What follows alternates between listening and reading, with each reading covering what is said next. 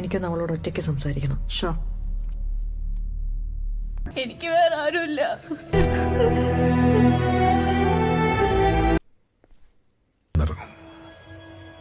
വേറെ വഴി നിന്നെയും നിന്റെ മോളെയും ഒഴിവാക്കാൻ ബോബിക്കറിയാം. എന്തിനാ സ്റ്റീഫനെ ഇപ്പൊ ഇങ്ങോട്ട് കൊണ്ടുവന്നേ? കഴിഞ്ഞ 25 വർഷമായിട്ട് ഇല്ലാതിരുന്ന എന്ത് സഹായം അയാൾ പച്ചന് ചെയ്യാൻ പോണേ? എന്റെ മക്കള് ഞാൻ പറയുന്നത്, ജയദേവനെ നീ കല്യാണം കഴിക്കാൻ തീരുമാനിച്ചപ്പോൾ ഞാൻ എതിർക്കാതിരുന്നത് എനിക്ക് അവനെ ഇഷ്ടമായതുകൊണ്ടല്ല, നിനക്ക് അവനെ ഇഷ്ടമായിരുന്നത് കൊണ്ടാ.